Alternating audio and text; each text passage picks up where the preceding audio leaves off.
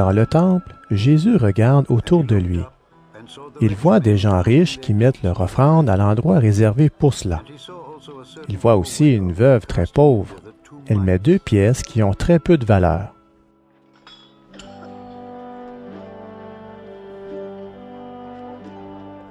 Jésus dit, « Vraiment, je vous le dis, cette veuve pauvre a donné plus que tous les autres. En effet, tous les autres ont mis de l'argent qu'ils avaient en trop.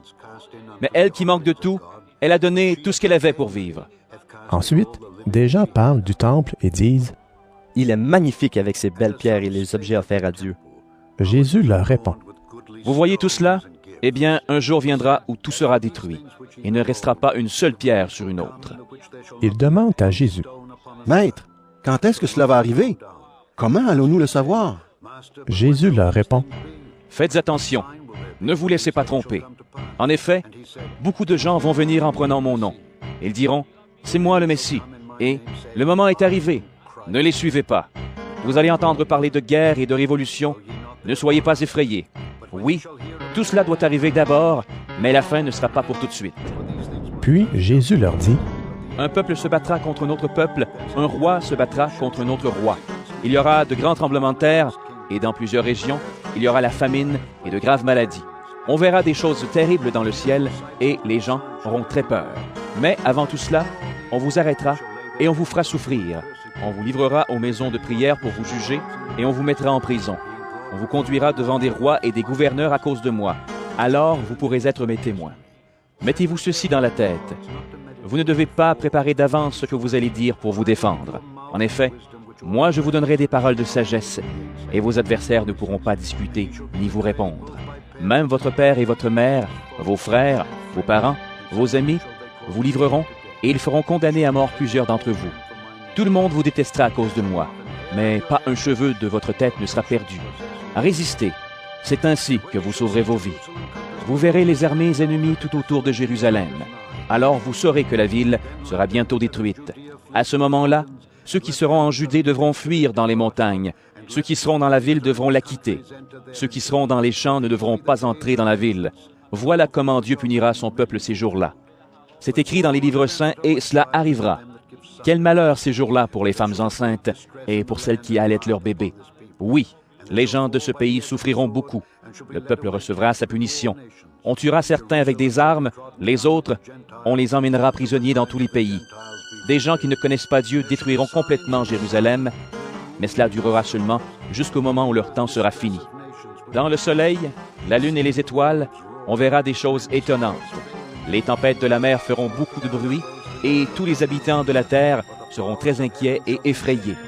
Des gens vont mourir de peur en pensant à tout ce qui va arriver sur la terre. En effet, les puissances du ciel trembleront. Alors on verra arriver le Fils de l'homme entouré d'un nuage avec toute sa puissance et toute sa gloire.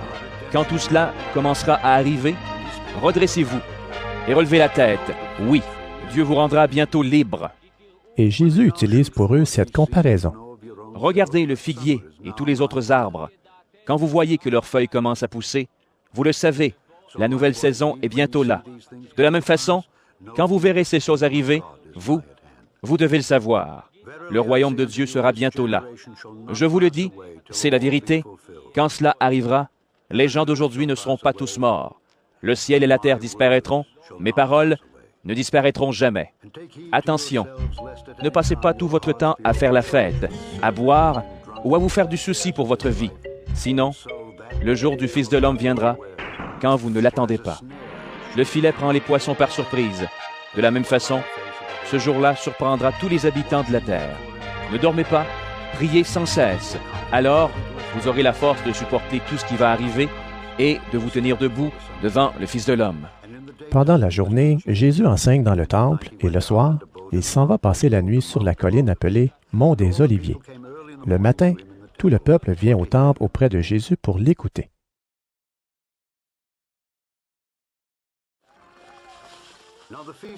C'est bientôt la fête de la Pâque, la fête où on mange du pain sans levain. Les chefs des prêtres et les maîtres de la loi cherchent un moyen pour faire mourir Jésus, mais ils ont peur du peuple. Alors Satan entre dans Judas, qu'on appelle aussi Iscariote. Il fait partie des 12 apôtres. Judas va trouver les chefs des prêtres et les chefs des gardes du temple. Il discute avec eux sur le moyen de leur livrer Jésus. Les chefs sont très contents et ils promettent de donner de l'argent à Judas. Celui-ci est d'accord. Il cherche une bonne occasion pour leur livrer Jésus loin de la foule. Pendant la fête des pains sans levain, le jour arrive où on doit tuer les agneaux pour le repas de la Pâque. Jésus envoie Pierre et Jean en disant « Allez nous préparer le repas de la Pâque. » Il lui demande « Où allons-nous le préparer? Qu'est-ce que tu veux? » Jésus leur répond « Quand vous entrerez dans la ville, vous rencontrerez un homme qui porte un pot d'eau. Suivez-le jusqu'à la maison où il va entrer. Vous direz au propriétaire de la maison, « Le maître te demande, où est la salle où je vais manger le repas de la Pâque avec mes disciples? En haut de la maison, le propriétaire vous montrera une grande pièce avec tout ce qu'il faut. C'est là que vous préparerez le repas. »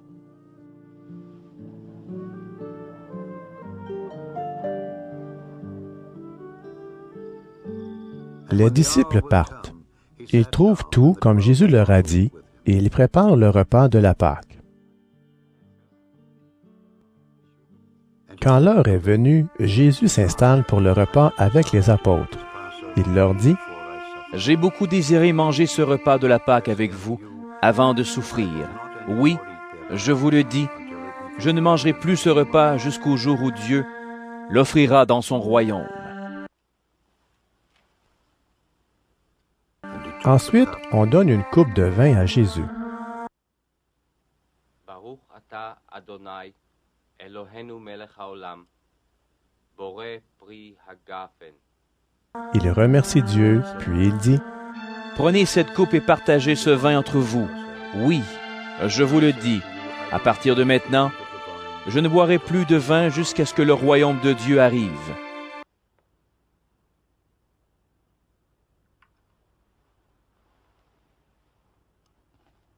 Ensuite, Jésus prend du pain, il remercie Dieu. Baruch ata Adonai, Eloheinu melech haolam, hamotzi lechem min haaretz. Il partage le pain et le donne aux disciples en disant « Ceci est mon corps donné pour vous. Faites cela en souvenir de moi. »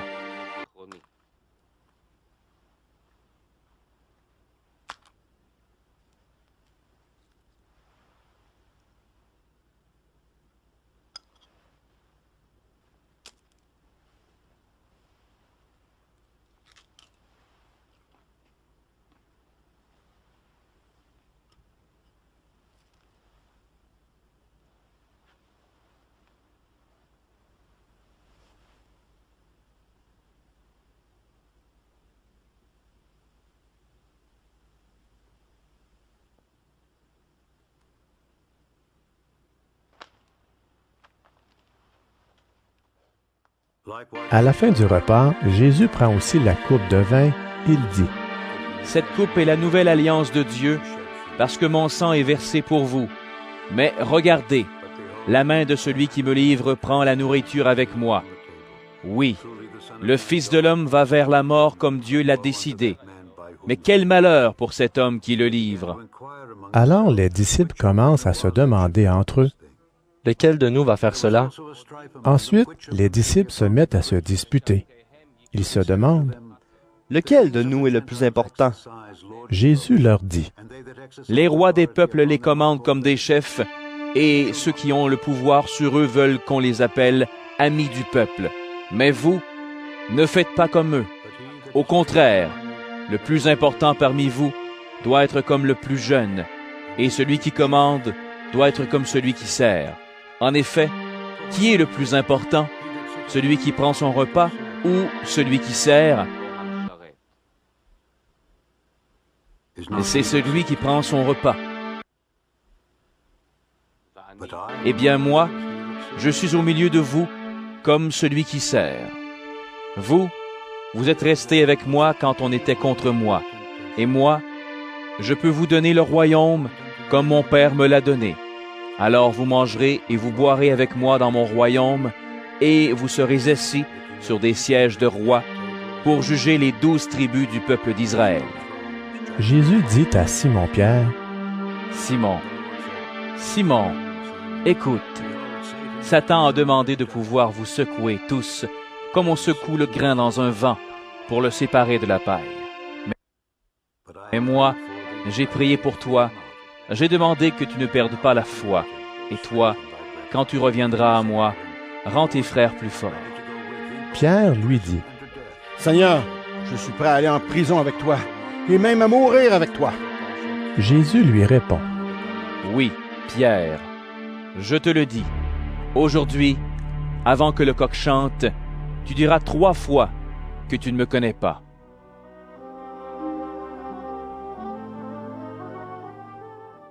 Ensuite, Jésus dit à ses disciples, « Quand je vous ai envoyé sans argent, sans sac ni sandales, est-ce que vous avez manqué de quelque chose? » Ils répondent, « Nous n'avons manqué de rien. » Il leur dit, « Maintenant, au contraire, celui qui a de l'argent doit le prendre, celui qui a un sac doit le prendre aussi. Celui qui n'est pas armé doit vendre son vêtement pour acheter une arme. Dans les livres saints, on lit, « Les gens ont pris cet homme pour un bandit. » Oui, je vous le dis, il faut que cela m'arrive. En effet, pour moi, tout est bientôt fini. » Les disciples lui disent, « Seigneur, voici 2 épées. » Jésus leur répond, « Cela suffit. »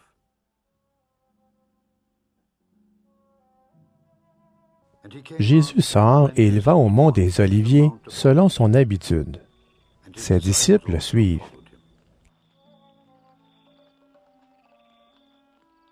Quand il arrive à cet endroit, il leur dit, « Priez pour pouvoir résister quand l'esprit du mal vous tentera. » Jésus s'éloigne des disciples, il va quelques mètres plus loin.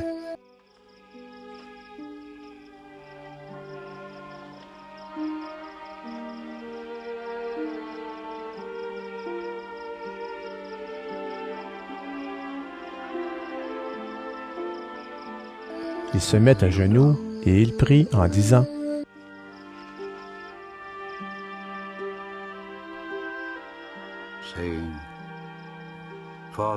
Père, si tu veux, éloigne de moi cette coupe de souffrance. »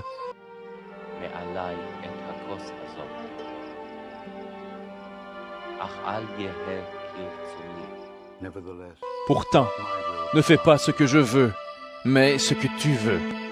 Alors un ange du ciel se montre à lui pour lui redonner du courage.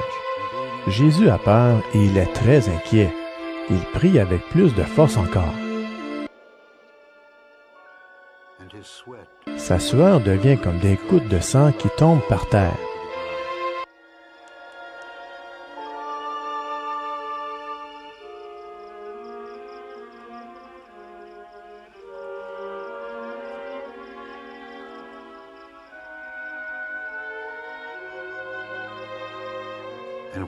Après qu'il a prié, il se relève, il revient vers les disciples. Il les trouve en train de dormir. Ils sont fatigués parce qu'ils sont tristes. Il leur dit, « Pourquoi est-ce que vous dormez? Levez-vous et priez pour pouvoir résister quand l'esprit du mal vous tentera. » Pendant que Jésus dit cela, une foule de gens arrive.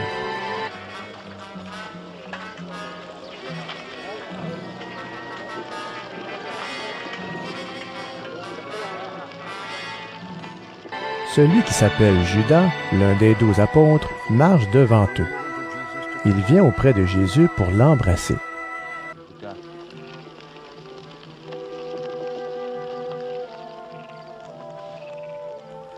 Jésus lui dit, « Judas, c'est en embrassant le Fils de l'homme que tu le livres. » Les disciples de Jésus voient ce qui va se passer. Ils lui demandent, « Seigneur, est-ce que nous devons nous servir de l'épée? » L'un d'eux frappe le serviteur du grand prêtre et lui coupe l'oreille droite. Mais Jésus prend la parole.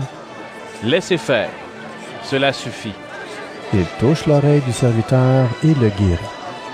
Ensuite, Jésus dit aux chefs des prêtres, aux chefs des gardes du temple et aux anciens qui sont venus l'arrêter, « Vous êtes venus avec des épées et des bâtons, comme pour prendre un bandit.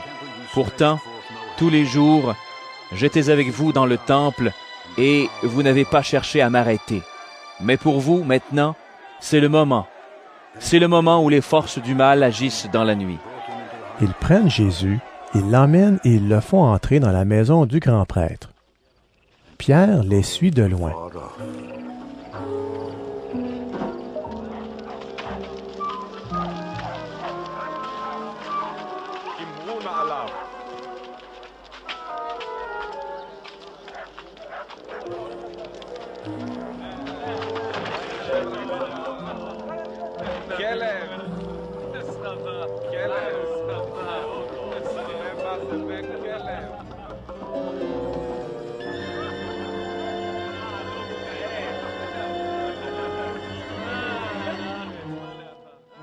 On a allumé un feu au milieu de la cour.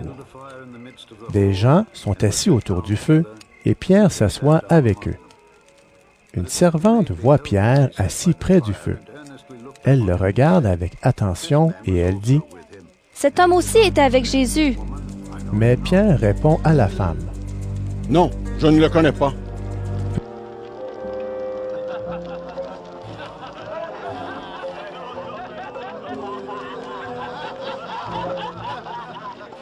Peu de temps après, un autre voit Pierre et il lui dit « Tu es bien un des disciples de Jésus, toi aussi. » Mais Pierre dit à cet homme « Non, ce n'est pas vrai. »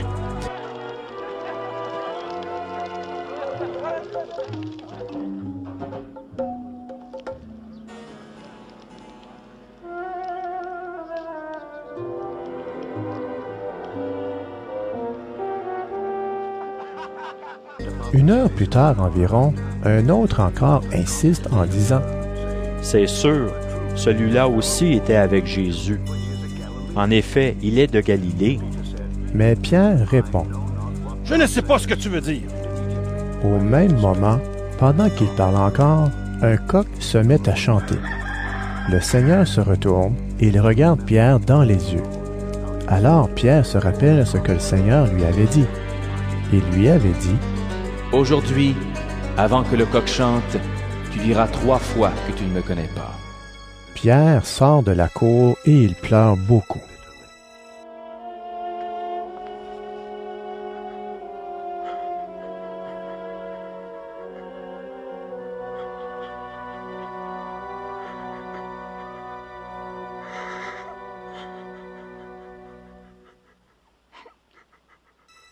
Les hommes qui gardent Jésus se moquent de lui et le frappent. Ils cachent son visage et ils lui demandent « Qui t'a frappé? Devine! » Et ils lui disent beaucoup d'autres choses pour l'insulter.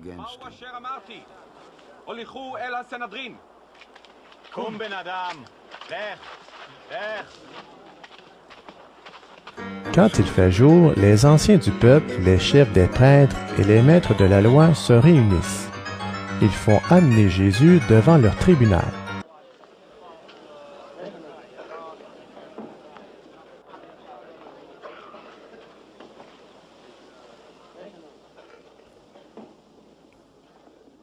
Et ils lui demandent « Est-ce que tu es le Messie? Dis-le-nous. » Jésus leur répond « Si je vous le dis, vous ne me croirez pas. Et si je vous pose une question, vous ne me répondrez pas. »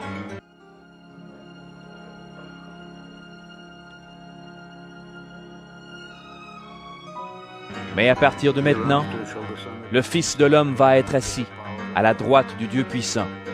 Alors tous lui disent « Donc, toi, tu es le Fils de Dieu? » Jésus leur répond « Vous le dites vous-même, je le suis. »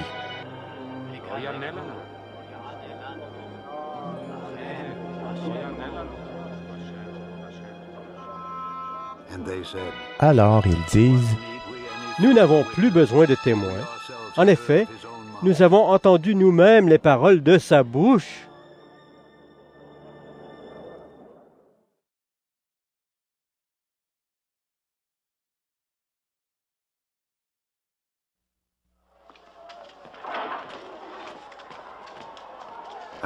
Ensuite, ils se lèvent tous ensemble et ils amènent Jésus chez Pilate.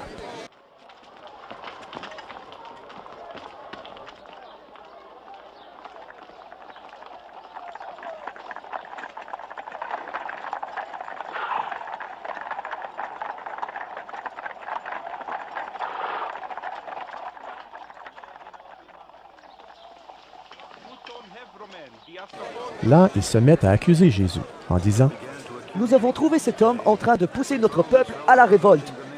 Il empêche les gens de payer l'impôt à l'empereur. Il dit qu'il est lui-même le Messie, un roi. Pilate demande à Jésus: Est-ce que tu es le roi des Juifs? Jésus lui répond: C'est toi qui le dis. Pilate dit au chef des prêtres et à la foule: Je ne trouve pas de raison pour condamner cet homme. Mais les gens insistent en disant: Dans son enseignement, il pousse le peuple à la révolte. Il a commencé en Galilée, puis il est allé dans toute la Judée, et maintenant il est venu ici. Pilate entend cela et il demande: Est-ce que cet homme est galiléen? On lui répond que Jésus est de Galilée. C'est Hérode Antipas qui gouverne cette région et il est, lui aussi, à Jérusalem à ce moment-là. Alors Pilate envoie Jésus chez Hérode. Hérode est très content de voir Jésus. En effet, il a entendu parler de lui et depuis longtemps, il a envie de le rencontrer. Il espère qu'il va le voir faire quelque chose d'extraordinaire. Il lui pose beaucoup de questions, mais Jésus ne lui répond rien. Les chefs des prêtres et les maîtres de la loi sont aussi venus chez Hérode et ils accusent Jésus avec force. Hérode et ses soldats insultent Jésus et ils se moquent de lui.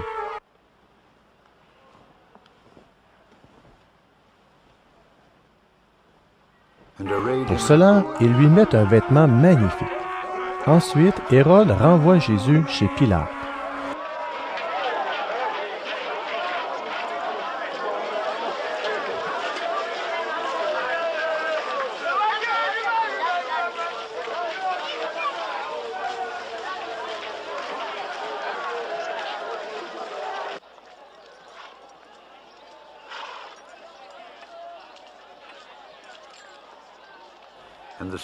Avant, Hérode Antipas et Pilate étaient ennemis. Ce jour-là, ils deviennent amis. Pilate réunit les chefs des prêtres, les autorités et le peuple. Il leur dit: Vous m'avez amené cet homme en me disant: Il pousse notre peuple à la révolte. Alors je l'ai interrogé devant vous. Vous l'accusez, mais moi, je n'ai pas trouvé de raison pour le condamner. Hérode Antipas n'en a pas trouvé non plus, puisqu'il l'a renvoyé chez nous. Cet homme n'a donc rien fait pour mériter de mourir. C'est pourquoi je vais le faire frapper.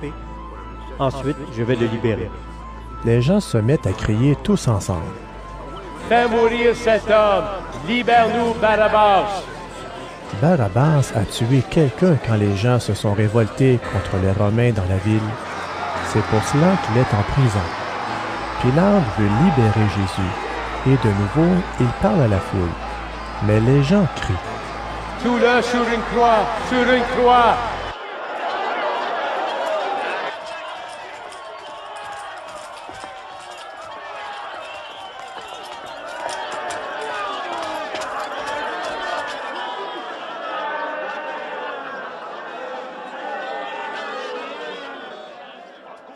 Une troisième fois, Pilate prend la parole et dit: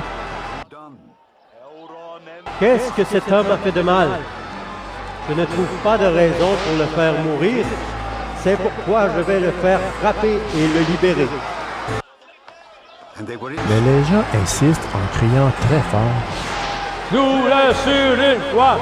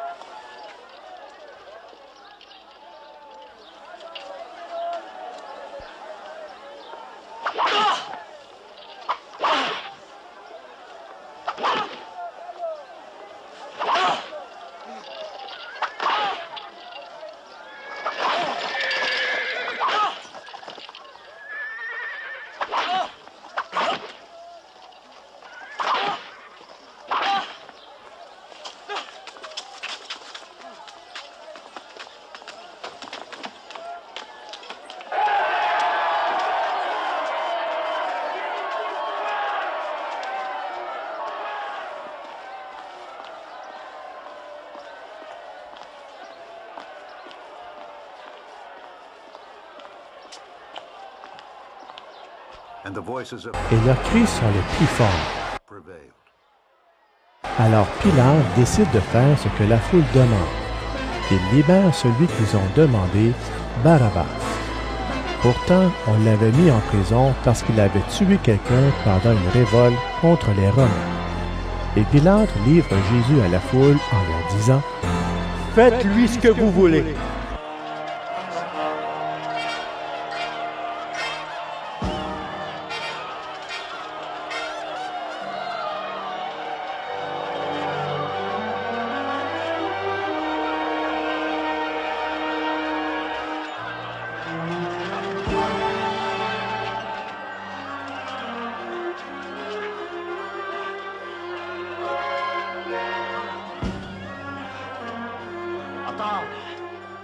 Les soldats emmènent Jésus.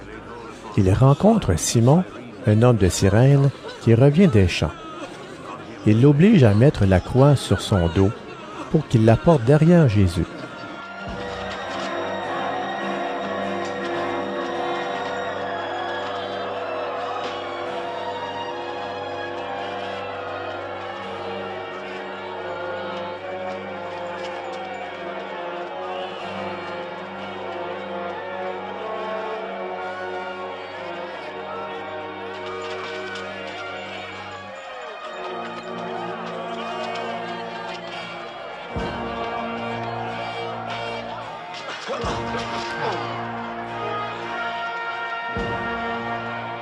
Une grande foule suit Jésus.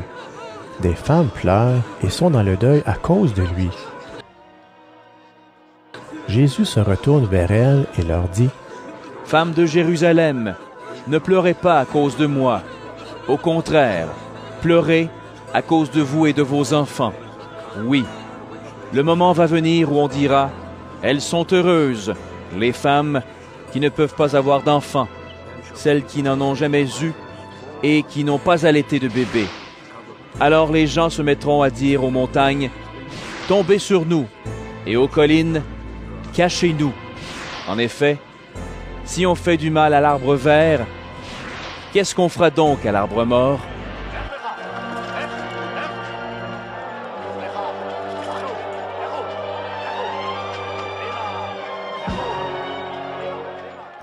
On emmène aussi 2 autres hommes, des bandits, pour les faire mourir avec Jésus.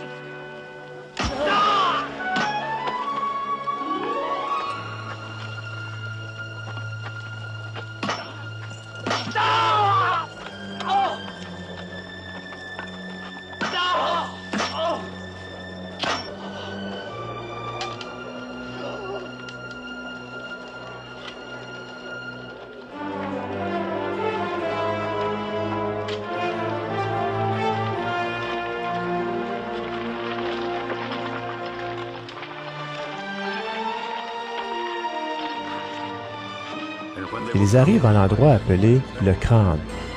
Là, les soldats clouent Jésus sur une croix. Ils clouent aussi les 2 bandits, l'un à sa droite, l'autre à sa gauche.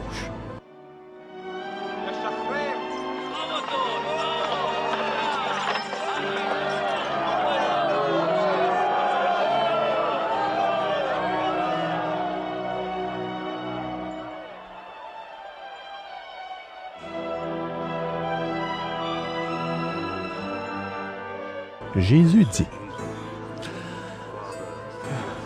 Père, pardonne-leur. Ils ne savent pas ce qu'ils font. Les soldats tirent au sort pour savoir qui aura ces vêtements.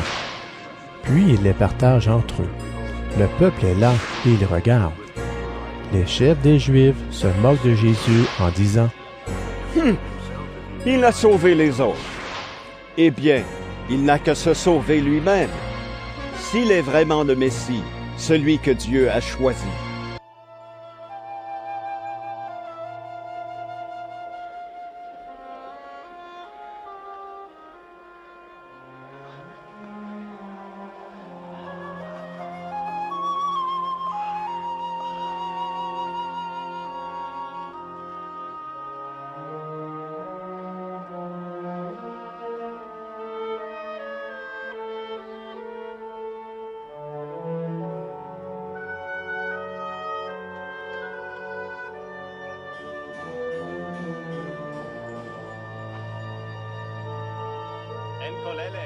And they parted his raiment and cast lots.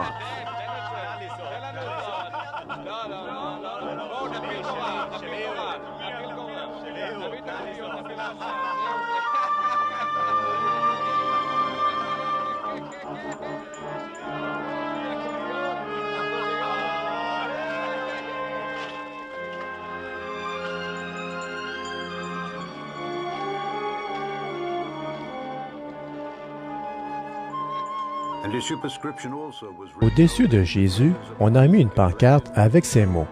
C'est le roi des Juifs.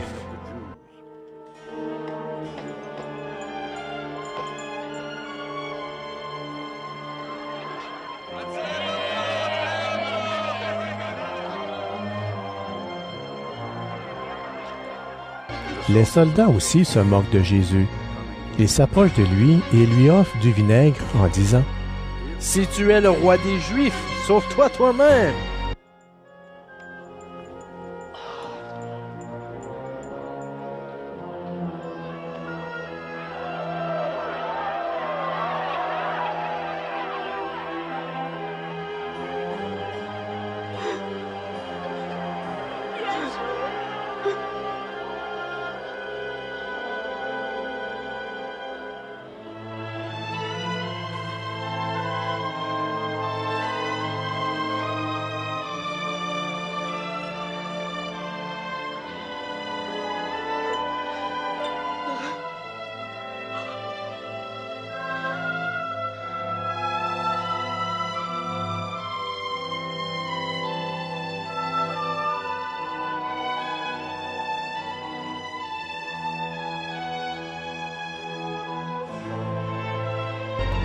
Un des bandits cloués sur une croix insulte Jésus en disant « Tu dis que tu es le Messie.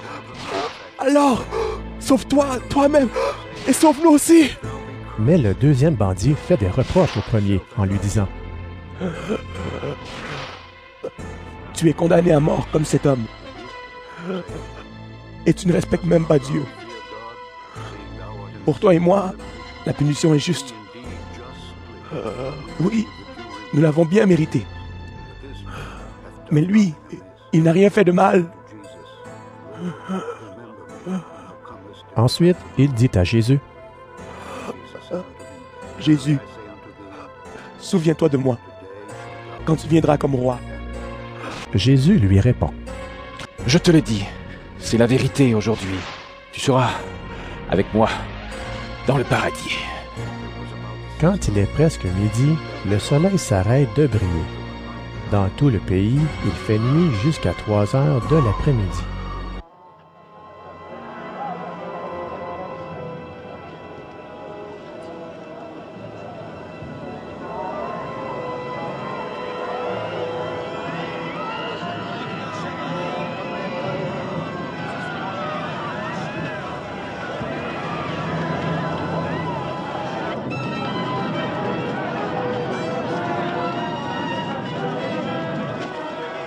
Le rideau qui est dans le temple se déchire au milieu en 2 morceaux. Jésus pousse un grand cri. Il dit « Père, je remets ma vie dans tes mains. »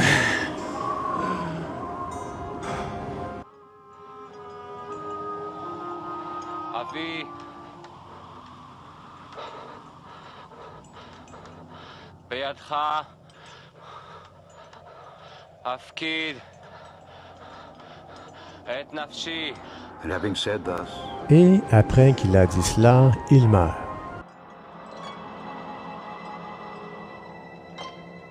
now when the centurion L'officier romain voit ce qui est arrivé et il dit « Gloire à Dieu! Vraiment, cet homme était injuste! »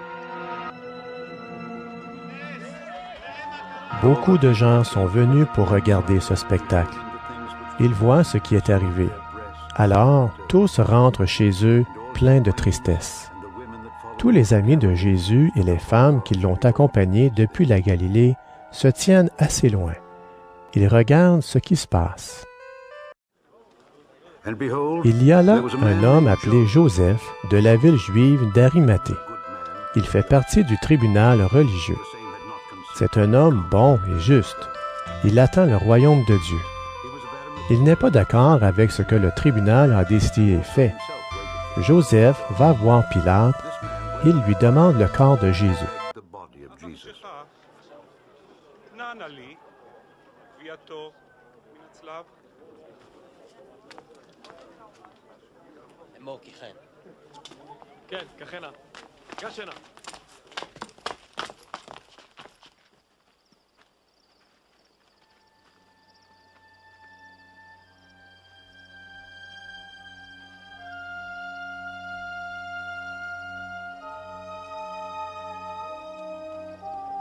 and he took it down. Ensuite, Joseph descend le corps de la croix, il l'enveloppe dans un drap et il le met dans une tombe creusée dans le rocher. Dans cette tombe, on n'a encore enterré personne.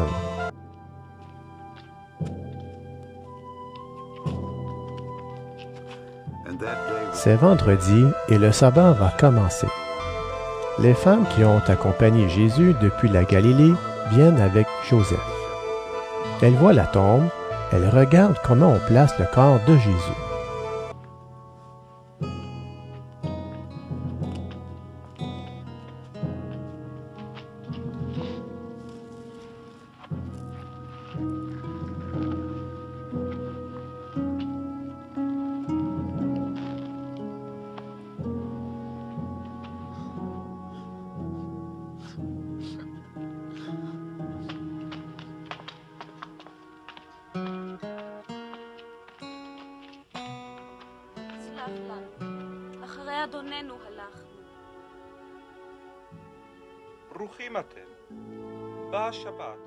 Ensuite, elle rentre chez elle. Elle prépare l'huile et les parfums pour son corps, mais le jour du sabbat, elle ne travaille pas. En effet, c'est interdit par la loi.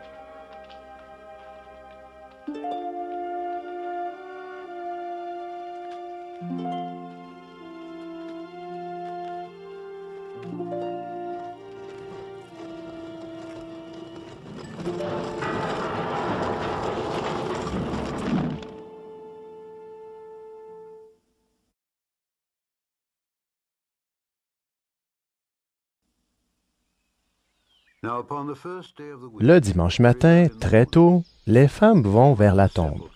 Elles apportent l'huile et les parfums qu'elles ont préparés. Elles voient qu'on a roulé la pierre qui fermait la tombe.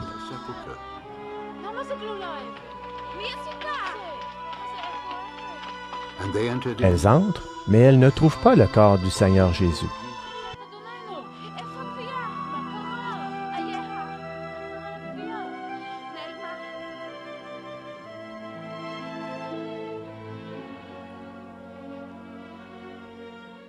And it came to pass Elles ne savent pas ce qu'il faut penser. Tout à coup, deux hommes se présentent devant elles. Ils portent des vêtements très brillants. Les femmes ont peur et baissent la tête. Les deux hommes leur disent: « Pourquoi cherchez-vous parmi les morts celui qui est vivant? Il n'est pas ici, mais il s'est réveillé de la mort. En effet, rappelez-vous ce qu'il vous a dit quand il était encore en Galilée. Le Fils de l'homme doit être livré au pouvoir des pécheurs. Ils vont le clouer sur une croix, et le troisième jour, il se relèvera de la mort. » Alors les femmes se souviennent des paroles de Jésus.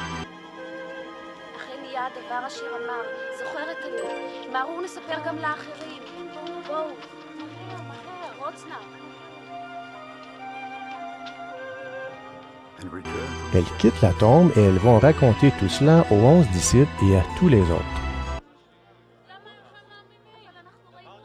Ces femmes, ce sont Marie-Madeleine, Jeanne, Marie la mère de Jacques et d'autres femmes encore. Elles racontent tout cela aux apôtres, mais les apôtres pensent qu'elles disent n'importe quoi, et ils ne les croient pas.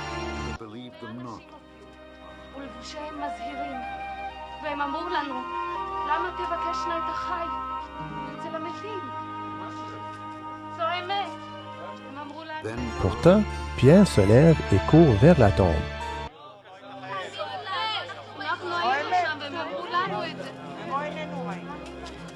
And ran unto the sepulchre.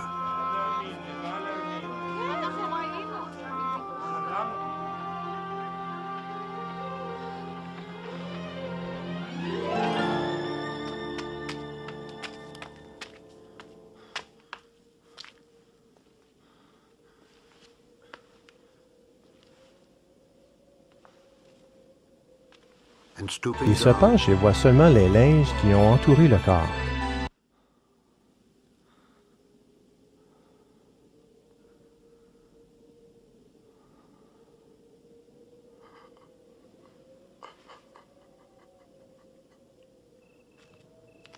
Il rentre chez lui, très étonné de ce qui est arrivé.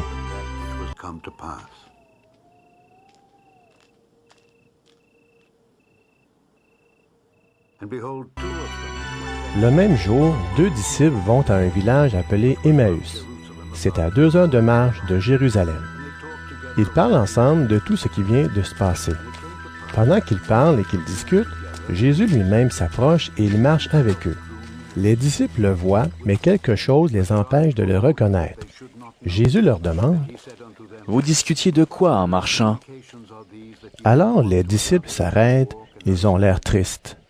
L'un d'eux, appelé Cléopas, lui répond « Tous les habitants de Jérusalem savent ce qui est arrivé ces jours-ci, et toi seul, tu ne le sais pas? » Il leur dit « Quoi donc? » Ils lui répondent « Ce qui est arrivé à Jésus de Nazareth. C'était un grand prophète. Sa parole était puissante et il faisait des choses extraordinaires devant Dieu et devant tout le peuple. Nos chefs des prêtres et nos dirigeants l'ont livré pour le faire condamner à mort. On l'a cloué sur une croix. Et nous espérions que c'était lui qui allait libérer Israël. Mais voici déjà le 3e jour depuis que c'est arrivé. » Pourtant, quelques femmes de notre groupe nous ont beaucoup étonnés. Ce matin, très tôt, elles sont allées à la tombe. Elles n'ont pas trouvé le corps de Jésus et elles sont revenues nous dire « Des anges se sont montrés à nous. Ils nous ont dit « Jésus est vivant !» Quelques-uns de notre groupe sont allés à la tombe, eux aussi. Ils ont tout trouvé comme les femmes l'avaient dit, mais Jésus, ils ne l'ont pas vu. Alors Jésus leur dit « Vous ne comprenez rien. Votre cœur met beaucoup de temps à croire ce que les prophètes ont annoncé. Il fallait que le Messie souffre de cette façon et que Dieu lui donne sa gloire. » Et Jésus leur explique ce que les livres saints disent à son sujet. Il commence par les livres de Moïse, ensuite il continue par tous les livres des prophètes. Ils arrivent près du village où les disciples devaient aller. Jésus fait semblant d'aller plus loin, mais les 2 hommes lui disent en insistant « Reste avec nous. C'est le soir et bientôt il va faire nuit. »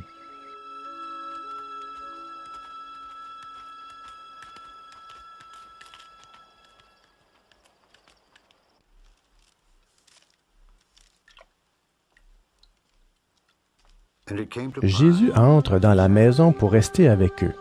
Il se met à table avec eux, il prend le pain et dit la prière de bénédiction.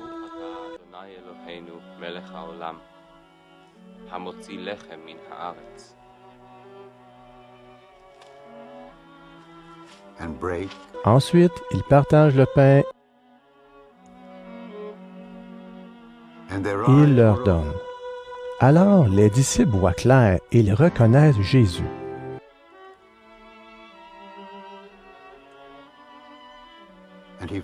Mais au même moment, Jésus disparaît. Ils se disent l'un à l'autre « Oui, il y avait comme un feu dans notre cœur. pendant qu'il nous parlait sur la route et nous expliquait les livres saints.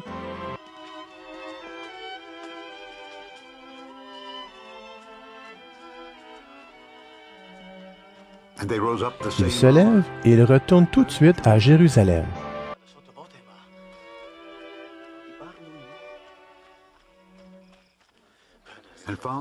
Ils arrivent dans la ville, là où les 11 disciples et tous les autres sont réunis. Tous disent aux 2 disciples, « C'est bien vrai, le Seigneur s'est réveillé de la mort. Simon l'a vu. » Les 2 disciples leur racontent ce qui s'est passé sur la route et ils disent, « Nous avons reconnu Jésus quand il a partagé le pain. » Pendant qu'ils disent cela, Jésus lui-même se montre au milieu d'eux et il dit, « La paix soit avec vous. » Les disciples sont effrayés. Ils ont très peur. En effet, ils croient voir un esprit. Mais Jésus leur dit, « Pourquoi êtes-vous troublés? Pourquoi pensez en vous-même? Qu'est-ce qui se passe? Regardez mes mains et mes pieds. C'est bien moi. Touchez-moi et regardez-moi. Un esprit n'a pas de corps, et moi, vous voyez que j'en ai un. » En disant cela, il leur montre ses mains et ses pieds. Les disciples sont pleins de joie et très étonnés. Ils n'arrivent pas encore à croire. Alors, Jésus leur demande, « Est-ce que vous avez ici quelque chose à manger? »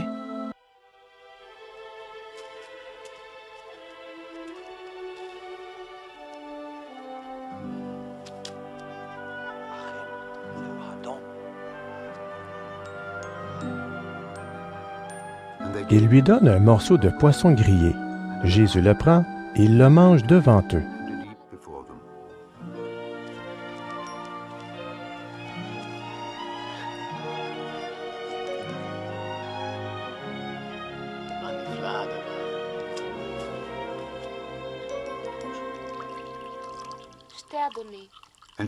Ensuite, il leur dit, « Quand j'étais encore avec vous, je vous ai dit, tout ce que disent à mon sujet la loi de Moïse, les livres des prophètes et les psaumes, tout cela doit se réaliser. » Alors Jésus leur ouvre l'intelligence pour qu'ils comprennent les livres saints.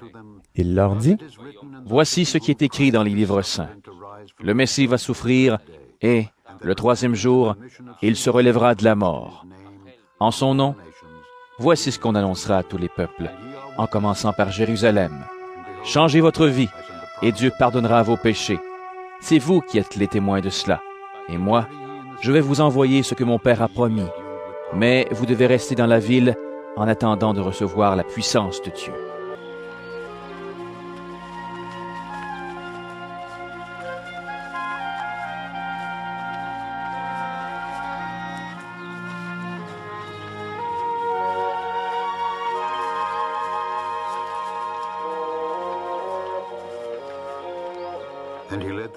Ensuite, Jésus emmène ses disciples près du village de Béthanie. Il lève les mains pour les bénir.